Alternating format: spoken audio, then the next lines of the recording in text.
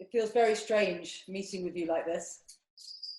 But it is strange. I know, it's a sort of, we're living in these new virtual worlds, and who would have thought us to, I'm not speaking for you, but I think you would agree, Luddites when it comes to Zoom and video, all those things, it's just not really part of our world. Well, I agree. I mean, I find it really tricky. I've been thinking about this since about 10 o'clock this morning. Doing this meeting. I know, it's very strange because usually we would have this conversation in private. Yes. In your studio. Yes. Or people would have the opportunity, clients would have the opportunity to meet you in the gallery, and we can't offer that opportunity now at the moment with COVID-19, lockdown, etc., etc. I mean, it's a very strange thing because we've had to wait several months for this show because it was due in May. And we're now in September, or will be when your show starts. And the title of it's called Journey into Summer, which slightly makes me laugh now because I feel that it's the journey out. It was obviously the journey into your summer, but it's you'll be journeying into next summer. Next summer, exactly. You're always journeying into summer in a way, aren't you? Hopefully. So, just thinking about the show, Christine, and the glorious work you've given us, of which, you know, we're so thrilled with. So thank you, first of all. Thank you. It's mainly inspired by your summer holiday in France, would you say? I would say yes. It took me a long time to get started on the work, but when I got started and I kind of worked out what it was going to be about or what it was about, yes, it was. We spent a lot of time in France, and we spent a lot of time in a place called Tremola.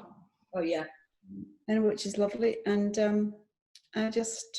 we had a house with a big garden there, and went to markets a lot. And actually, I did some of the work when I was there in sketchbooks and things like that. But somehow it wasn't until I got back home that it all started to gel a bit more.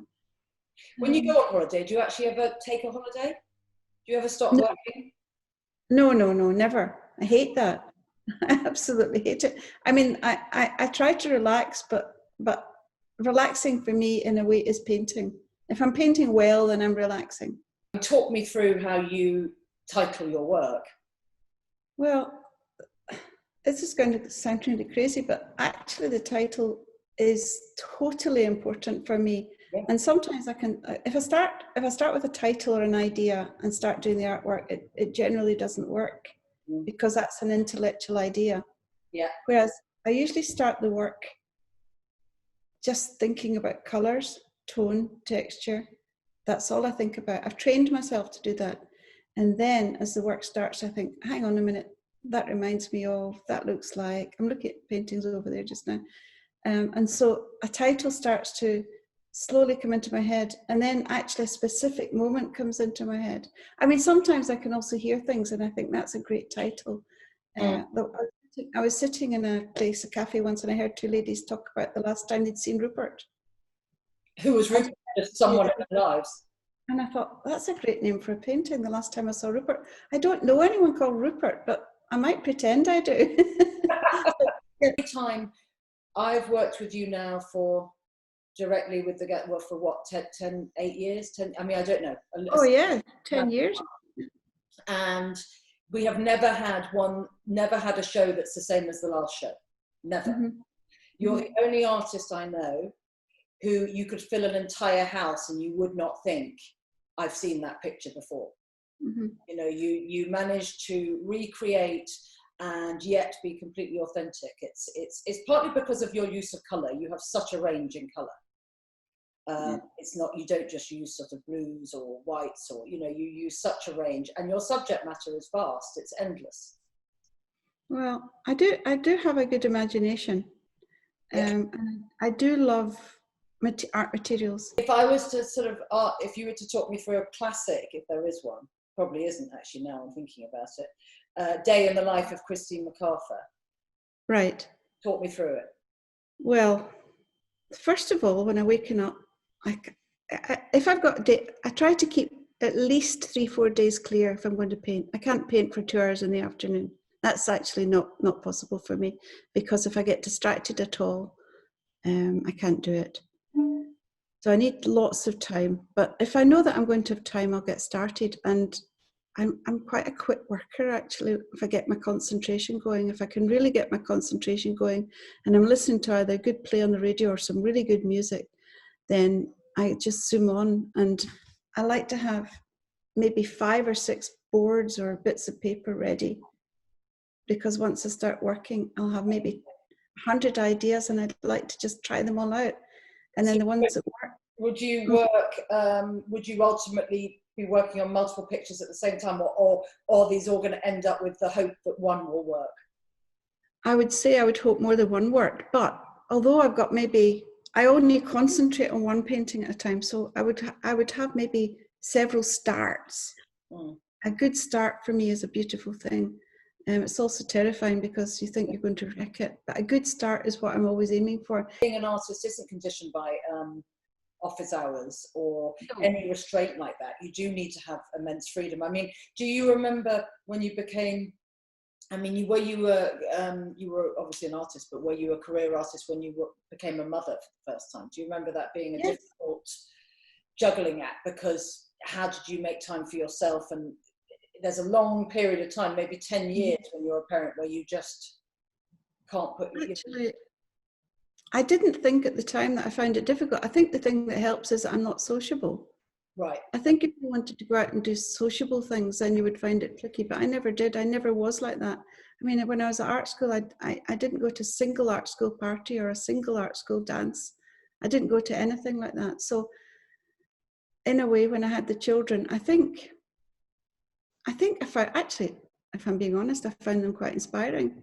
Right, that's lovely to hear, because you hear a lot of people trying to, you know, juggle, and there's no reason why they have to be seen as a burden, but it's an addition in your life, isn't it? Yes, I would say that, and I didn't ever lock them out the studio. I mean, they used to just draw, and sometimes they would give me bits of advice. And I remember once, I mean, I didn't have any money, and once I had this tube of, I can't remember what the name of the pink paint was, but it was very, very expensive.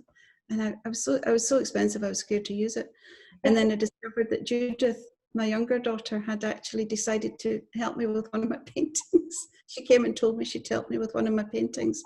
And she'd actually squeezed out all the pink paint and painted the bottom third of the painting. So I just thought, well, I'll have to incorporate that somehow, because I'm certainly not wasting the paint. But when I was at the exhibition opening, and somebody bought it and I said, my 3-year-old daughter painted the bottom third of this. But she thought I was joking, but it was true. How did Sue Rankin come across you, or how did you come across Sue Rankin Gallery? Well, she had come to Glasgow to see David Donaldson, and David Donaldson had recommended my work and Helen Wilson's work, and she gave us a show together. Okay. And I mean, it was unbelievably miraculous, actually. We just couldn't believe our luck. And she was wonderful. She was absolutely fabulous. But things like that just, you know, still can happen, can't they? Yeah. And, you know, there is some just really nice relationships out there. And they don't have to feel in any way driven by things other than, you know, getting on and liking and connections. But it's very few and far between, definitely. You know, there's a sort of always a commercial edge. And I say that obviously from the position of being a commercial gallery, but I don't think we approach it commercially.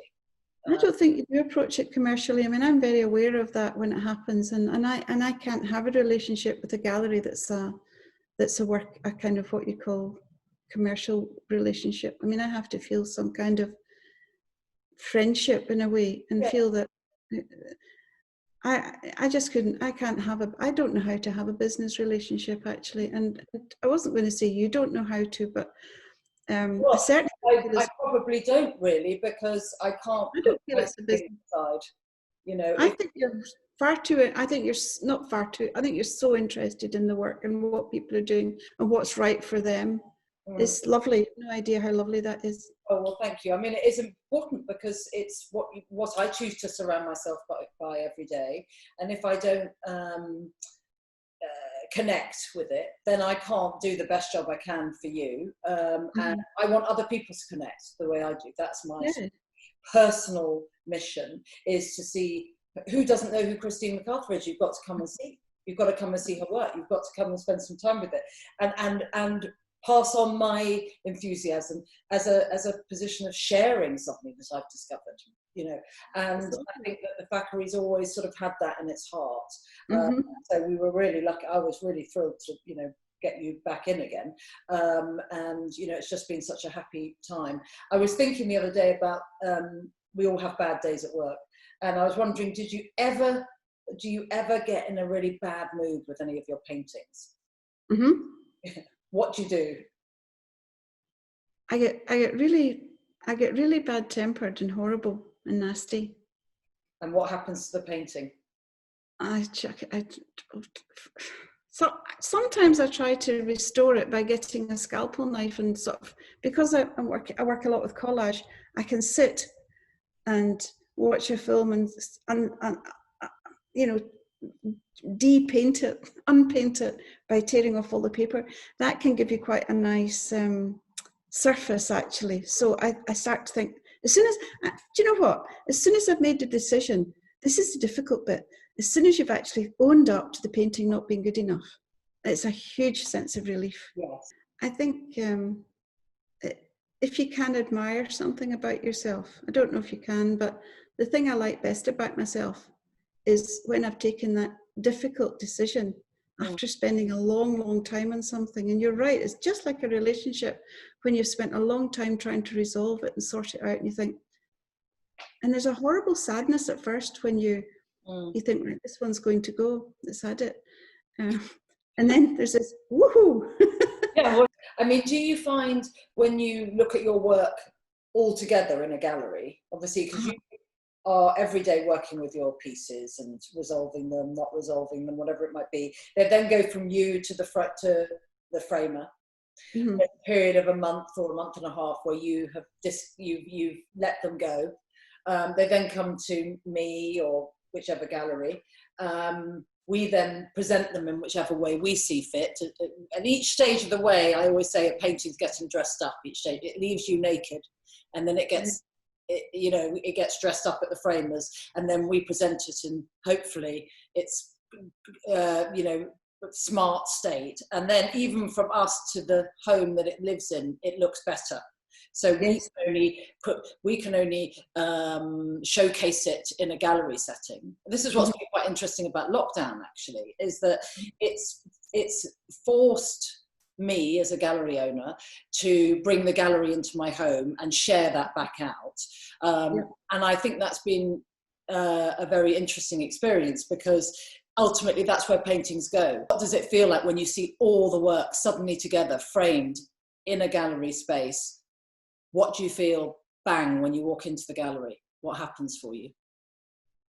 I'm usually a bit confused to start with, a bit confused. I have a very strong respect for the galleries. I think when you hand over work, actually when T.S. Eliot used to say about his poetry, once he'd written the poetry, it was none of his business. And I kind of agree with that. I think that you do what you do best.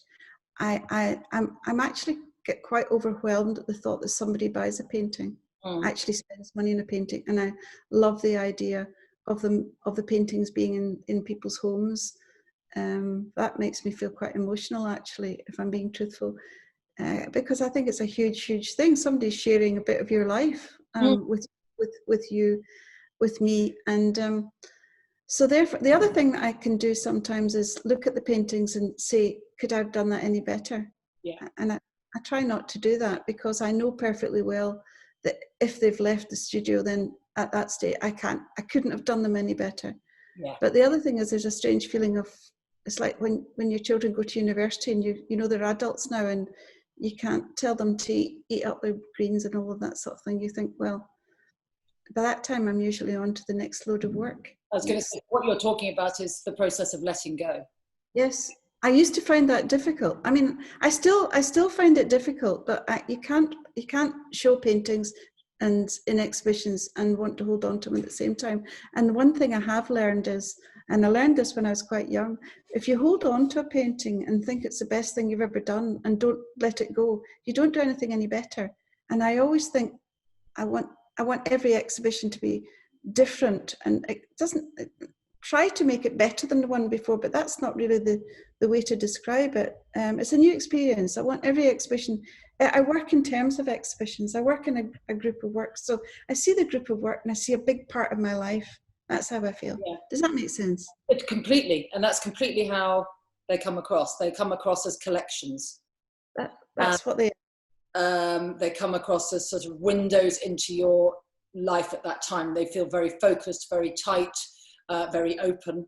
Ironically, they feel both things, but they feel like a considered collection rather than, oh, it's just a rambling 2 years of work. It is, you something's inspired you, you're focused, you work on this collection, you complete it, it's done. Yeah. Yes. I make it sound easy, right? It's easy when it's going well. I mean, people talk about paintings painting themselves and books writing themselves, and sometimes it is like that. Sometimes it really is like that. Well, I mean, from a perspective of being the gallery that represents you, and also from a personal perspective of someone who lives with, I think, about 16 of your paintings. I was counting around the house last night. I think I might have a bit of an addiction problem. They are completely enriching to live with. Oh, well, thank you. And not at all, thank you. And I think that probably if the clients were in the space as a private view, the irony is for an artist with a private view, these things that who knows if we're ever going to have them again, a lot of the time the clients want to thank the artist. I think a lot of the time the artist wants to thank the clients. Yeah. I think it's a mutually thankful society where everybody feels grateful for the part that we all play. But I did just want to say thank you for being prepared to do this interview, because we're in such extraordinary times. I don't know what's around the corner for any of us, but it's wonderful that we've got this show to open our autumn season with. And something to look forward to. And I couldn't honestly think of a better artist for us to open our doors in September with. You'll make me cry. Stop it. Oh, no, not at all. It's true. And I think it's going to bring so much joy to so many people, you know, whether people red spot them or don't red spot them, it doesn't really matter. What matters is that they're going to be out there. They're going to be enjoyed through our windows. They're going to be enjoyed by people that come in. And we, on a very selfish basis, day to day, get to live with them for a month or two. So thank you very much. Thank you. I think I'm very lucky to have you showing my work. That's how I feel.